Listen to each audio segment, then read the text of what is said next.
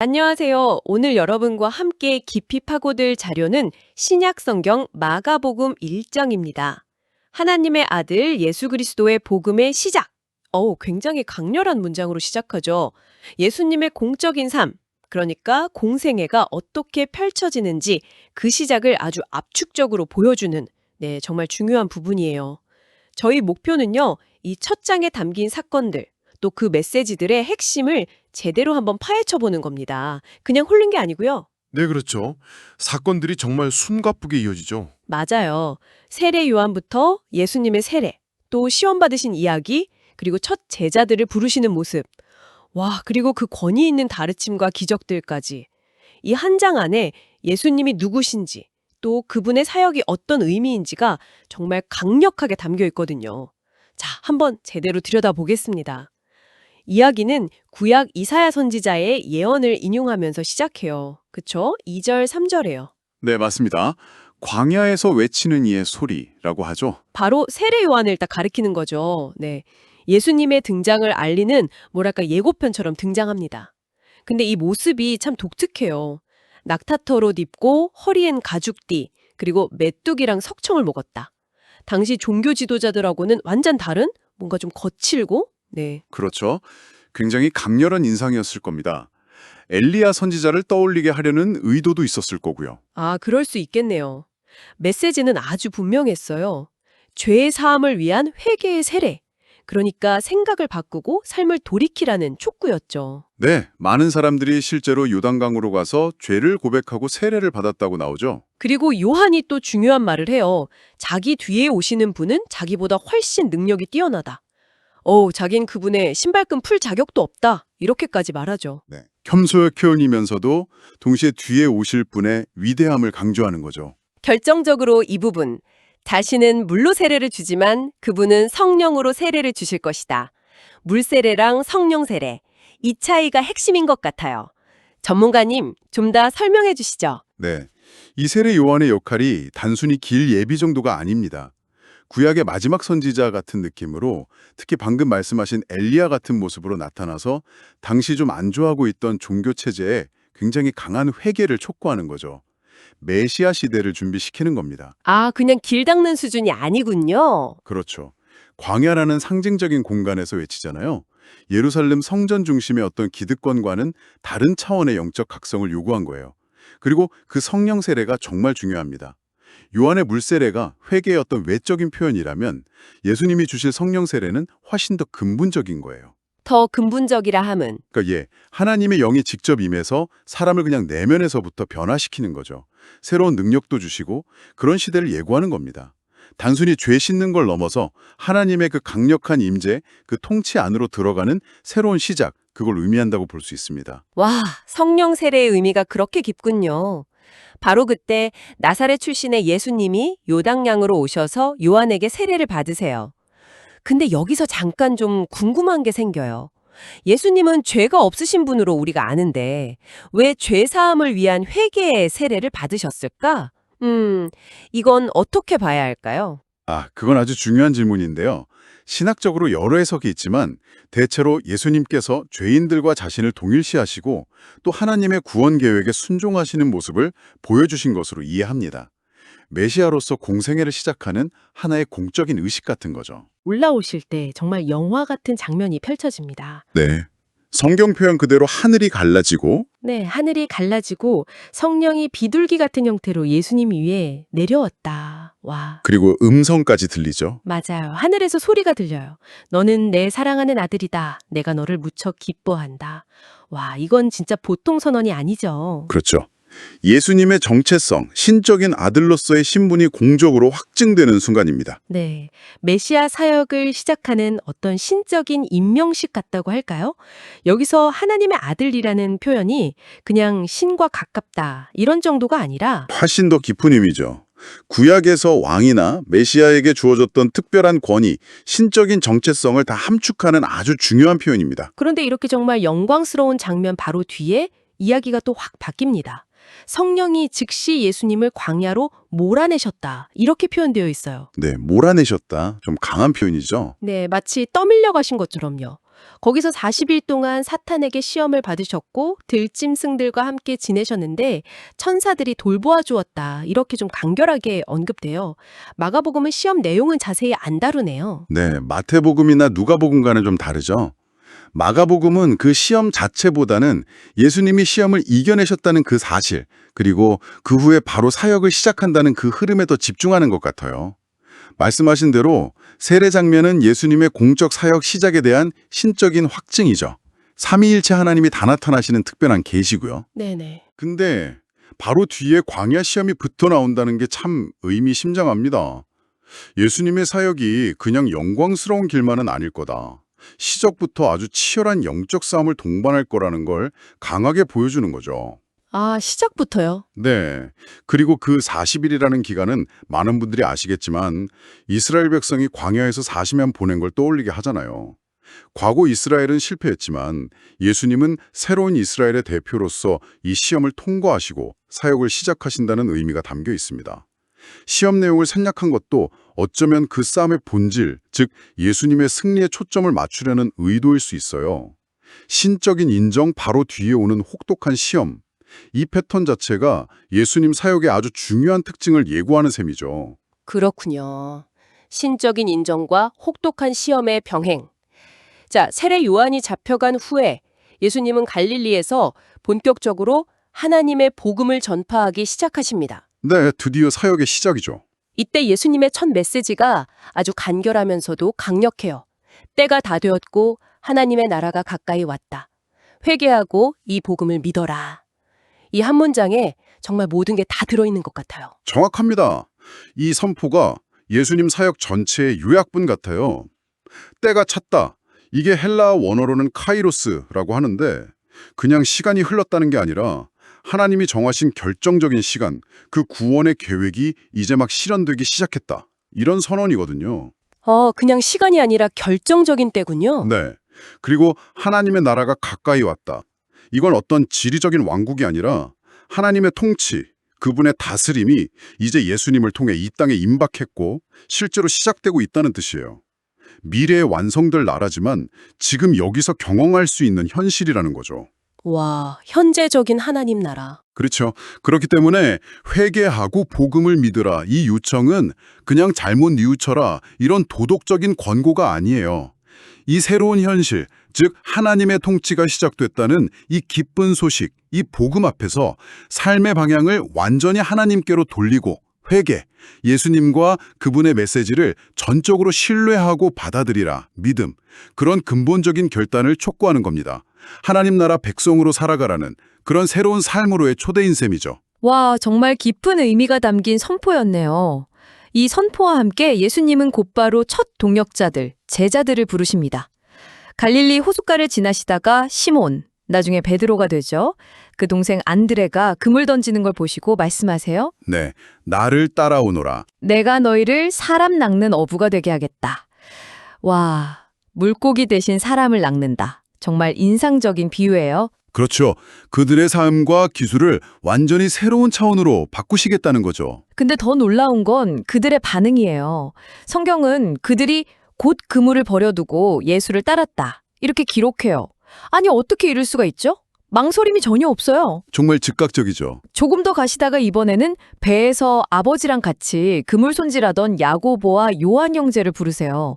그러자 이들도 아버지와 품꾼들을 배에 남겨두고 즉시 예수님을 따라 나섰다. 와, 생계수단인 그물, 배, 심지어 아버지까지 뒤로 하고요.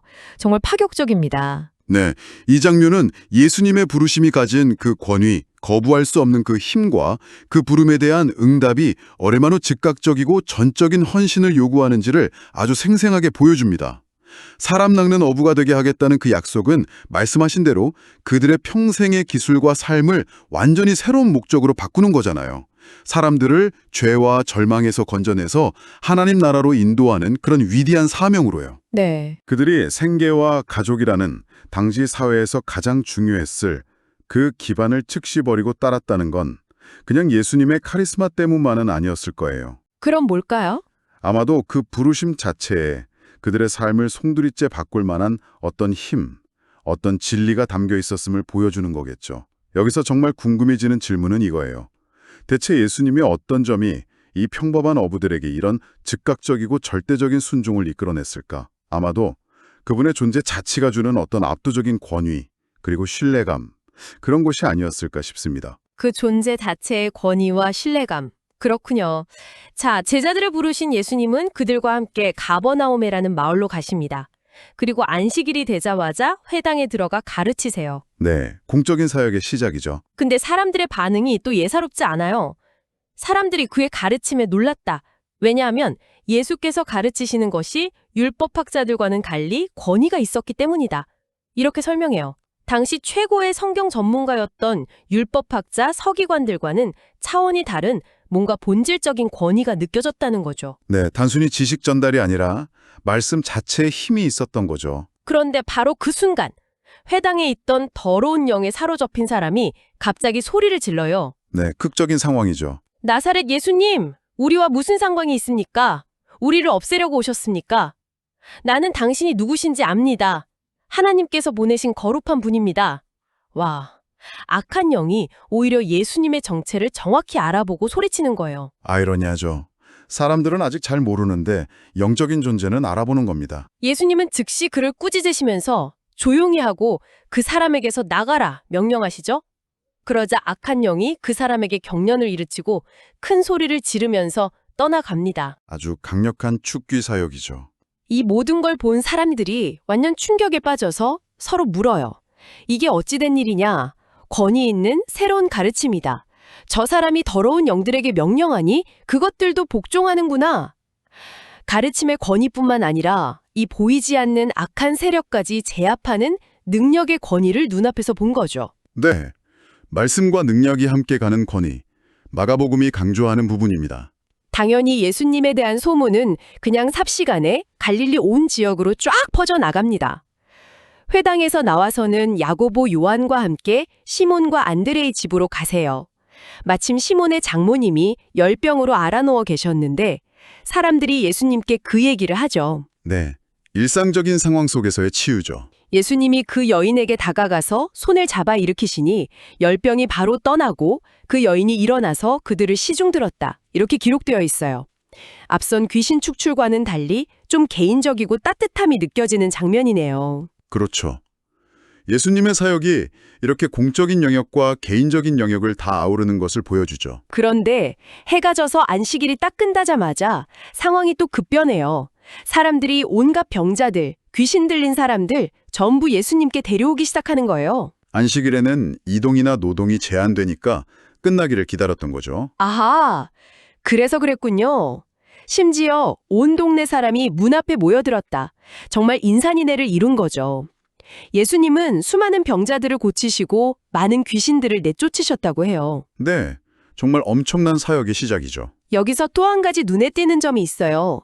귀신들이 예수님을 알아보는데 그들이 말하는 것을 허락하지 않으셨다. 앞서 회당에서도 그러셨잖아요.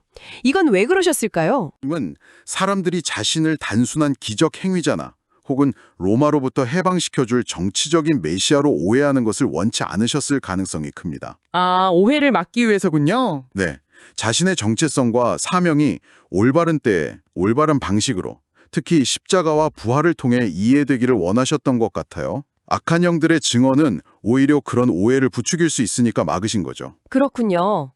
자, 다음 날 아직 동트기 전 새벽에 예수님은 일어나서 외딴 곳으로 가셔서 기도하십니다.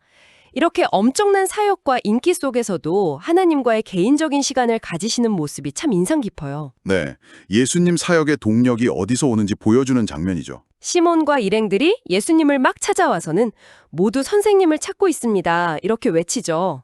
인기가 정말 대단했던 거예요. 네, 사람들이 예수님께 거는 기대가 엄청났다는 거죠. 근데 여기서 예수님의 반응이 또 의외예요. 다른 가까운 마을들로 가자. 거기에서도 내가 말씀을 전해야 한다. 나는 이 일을 하러 왔다. 이렇게 말씀하세요. 인기에 연연하지 않으시는 거죠. 네, 자신의 본래 목적, 즉 복음 전파에 딱 집중하시겠다는 의지를 보이시는 거죠. 그리고 실제로 온 갈릴리를 다니시면서 여러 회당에서 말씀을 전하고 귀신들을 내쫓으십니다. 네, 이 가버나움에서의 하루 일과는 예수님의 권위가 얼마나 다각적으로 나타나는지를 정말 압축해서 보여주는 단락이에요. 첫째는 말씀하신 대로 가르침의 권위, 율법학자들과는 차원이 다른 근원적인 권위였죠. 그렇죠. 둘째는 능력의 권위, 악한 영을 제압하고 질병을 치유하시는 하나님의 능력이 함께한다는 명백한 증거, 말씀과 능력이 같이 갔어요. 그리고 아이러니하게 악한 영들은 그 정체를 알아보는데 예수님은 그걸 막으시는 메시아 비밀, 이것도 중요한 포인트고요. 네. 또 대중적인 인기의 절정에서도 새벽 기도를 통해 하나님과의 관계를 우선시하고 자신의 핵심 사명인 전도, 복음 선포에 집중하시는 모습, 인기에 휘둘리지 않고 목적을 향해 가시는 것, 이것이 예수님 사역의 아주 중요한 특징 중 하나라고 할 수 있습니다. 와, 정말 많은 것이 담겨 있네요. 가버나움에서의 하루에. 자, 마가복음 1장의 마지막 이야기는 한 나병 환자에 대한 겁니다.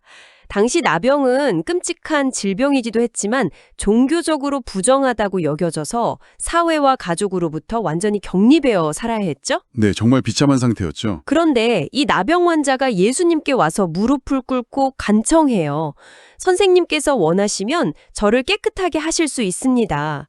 절박함 속에서도 예수님의 능력을 믿는 믿음이 딱 엿보이는 말이에요. 그렇죠. 그 믿음이 참 대단하죠. 예수님은 그를 불쌍히 여기셨다 이렇게 기록되어 있어요. 그리고는 정말 충격적인 행동을 하세요. 손을 내밀어 그 나병 환자에게 대시며 말씀하십니다. 네, 만지셨다, 이게 중요하죠. 네. 당시 율법으로는 상상하기 어려운 부정한 자와의 접촉이잖아요. 그러면서 내가 원한다, 깨끗하게 되어라 이렇게 말씀하시니 즉시 나병이 떠나가고 문이 깨끗해졌다고 해요. 와, 정말 놀라운 장면이죠. 예수님의 그 연민과 권능이 함께 드러나는. 예수님은 그를 보내시면서 아주 엄하게 경고하십니다. 아무에게도 이 일 말하지 마라. 대신 제사장에게 가서 몸을 보이고 모세가 명령한 예물을 바쳐서 네가 깨끗해졌다는 것을 사람들에게 증명해라. 이렇게 지시하세요. 네, 율법 절차를 따르라고 하시죠. 네, 율법을 존중하시면서도 자신이 그 율법을 완성하는 권위를 가졌다는 걸 보여주시는 것 같아요. 맞습니다. 그 치유 자체가 율법을 넘어서는 행위였으니까요. 하지만 이 사람은 예수님의 경고에도 불구하고 나가서 이 일을 여기저기 막 널리 알리고 다녀요. 그 결과가 어땠을까요? 네, 결과가 또 아이러니하죠. 예수님은 더 이상 드러나게 마을로 들어가지 못하시고 바깥 외딴 곳에 머무르셔야만 했어요. 그런데 역설적이게도 사람들은 사방에서 예수님께로 계속 몰려들었다. 이렇게 끝납니다. 이 마지막 이야기는 우리에게 뭘 말해주는 걸까요? 이 나병 환자 치유 사건은 예수님 사역의 또 다른 깊은 의미를 보여줍니다. 나병은 단순한 질병 이상으로 죄와 저주의 상징, 그리고 철저한 소외를 의미했잖아요. 그런 환자를 예수님께서 불쌍히 여기셨다. 이게 원어로는 스플랑크니스테이스라고 하는데 정말 내장이 뒤틀리는 듯한 깊은 연민을 뜻해요. 아, 그렇게 깊은 뜻이군요. 네. 그리고 손을 내밀어 만지셨다. 이건 율법이 세운 그 부정함의 경계를 깨뜨리는 정말 혁명적인 사랑의 행위입니다. 어떤 부정함도 정결케 하시는 예수님의 신적인 권능과 자비가 극적으로 드러나는 거죠. 제사장에게 가라는 지시는 율법을 무시하는 게 아니라 오히려 그 율법의 본래 의미를 성취하고 완성하시는 분이 바로 자신임을 보여주는 방식일 수 있고요. 하지만 여기서 또 메시아 비밀 경고가 나오죠. 아마 예수님은 아직 자신의 때가 아니라고 여기셨거나 사람들이 자신을 그냥 기적행하는 능력자로만 보는 걸 피하려고 하셨을 거예요. 그럼에도 불구하고 이 치유받은 사람의 그 주체할 수 없는 기쁨과 감사가 만들어낸 소문은 예수님의 명성을 더 높였지만 동시에 예수님의 자유로운 활동에는 제약을 가져오는 아이러니한 결과를 낳죠. 이 이야기는 앞으로 예수님의 사역이 사람들의 그런 열광적인 기대와 오해, 그리고 그로 인한 어려움 속에서 어떻게 전개될 것인지 그 복잡한 양상을 미리 보여주는 것 같습니다. 자, 오늘 저희는 마가복음 1장을 통해서 예수님 사역의 아주 강렬하고 드라마틱한 시작을 함께 봤습니다. 세례 요한의 준비부터 예수님의 정체성을 드러낸 세례와 시험, 모든 걸 버리고 따르게 한 제자들의 부르심. 네, 그리고 가버나움에서의 그 하루. 맞아요. 권위 있는 가르침과 악한 영 제압, 병 고치시는 능력까지 정말 숨 돌릴 틈 없이 이야기가 쫙 펼쳐졌죠. 마가복음은 이 첫 장부터 예수님이 누구신지, 그분의 정말 타의 추궁을 불허하는 권위, 그리고 그분을 통해 이 땅에 임하기 시작한 하나님 나라의 도래를 아주 생생하고 박진감 넘치게 보여주고 있습니다. 그렇습니다. 이 마가복음 1장은 정말 앞으로 펼쳐질 복음서 전체 이야기의 압축판 같아요. 예수님의 신적인 권위가 말씀과 행동, 양면에서 분명하게 드러나고 이를 통해 하나님 나라가 더 이상 먼 미래 얘기가 아니라 지금 여기에 임한 현실임을 선포하죠. 네. 또 제자도, 즉 예수님을 따른다는 것이 어떤 의미인지 그 즉각적이고 전적인 헌신을 보여주면서 기도와 전도라는 사역의 핵심 동력도 놓치지 않고요. 사람들이 보이는 그 즉각적인 놀라움과 빠르게 퍼져나가는 소문은 예수님의 영향력을 보여주는 동시에 그 메시아 비밀이라는 요소를 통해서 앞으로 전개될 이야기 속에 숨겨진 긴장감과 깊이에 대한 호기심을 자극합니다. 네. 이 첫 장을 다시 한번 이렇게 곱씹어 보니까 예수님의 등장이 얼마나 강력했는지, 또 동시에 처음부터 얼마나 많은 질문과 오해의 가능성을 가지고 있었는지도 느껴지는 것 같아요. 그렇죠. 단순하지가 않죠. 예수님은 왜 자신의 정체를 아는 악한 영들의 입을 막으셨을까? 왜 기적적인 치유를 경험한 사람에게조차 그토록 비밀을 지키라고 엄하게 경고하셨을까? 그분의 의도와 또 그 시대를 살았던 사람들의 그 열광적인 반응 사이에는 어떤 섬세하고 중요한 긴장감이 있었던 건 아닐까? 이런 질문을 좀 마음속에 품고 다음 이야기를 기다려보는 것도 좋겠습니다.